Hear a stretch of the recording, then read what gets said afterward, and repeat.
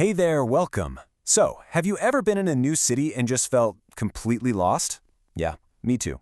In this explainer, we're going to learn the key English words you need to ask for and give directions so you can always find your way. Okay, so let's set the scene. You're in a brand new town, you're staring at a map, but you just can't figure out where to go. It's a feeling we've all had, right? Well, the very first step to getting unlost is knowing how to ask the right question.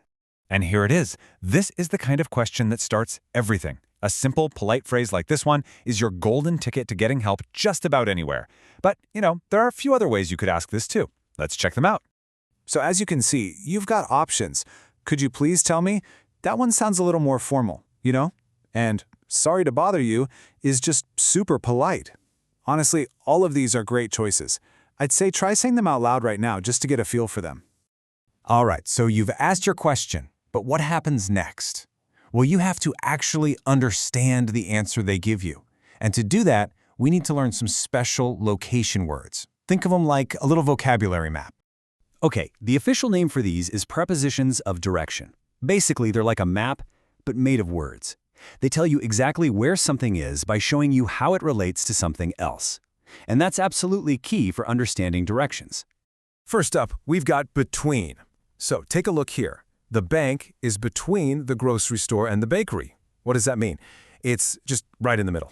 It's got one building on one side and another on the other. Pretty simple, right? Okay, next is across from. This one's easy. It just means something is on the opposite side of the street.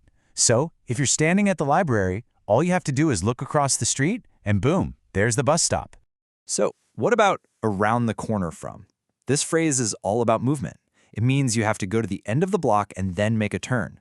You can't see the bank from the front of the theater. You've got to go around that corner to spot it. And last one for this section, behind. This one is super straightforward. It just means something is at the back of another thing. The parking lot is located at the back of the mall. Okay, so we've got the words. Now, how do we put them all together into a perfect sentence? Well, it's actually really easy if you know the secret formula. And here it is. You start with the plus a noun, that's your first place. Then you add a verb, usually is. After that comes one of our new prepositions, and you finish it off with the plus another noun, your second place. Seriously, this simple pattern is the key to making crystal clear sentences about where things are. Let's see this formula in action with our examples. Look at the first one. The bank, that's our first noun. Is, there's our verb. Between, that's our preposition. And the grocery store and the bakery, that's our second noun part. See? All the sentences here follow that exact same pattern. It works every time. Okay, we've totally nailed how to describe where something is. Now let's switch gears a little and talk about how to give someone the actual step-by-step instructions to get there. Here's a little tip that's super helpful. Sometimes different words can basically mean the same thing. For instance, you could hear someone say walk, go, or head down a street. They all just mean move in that direction.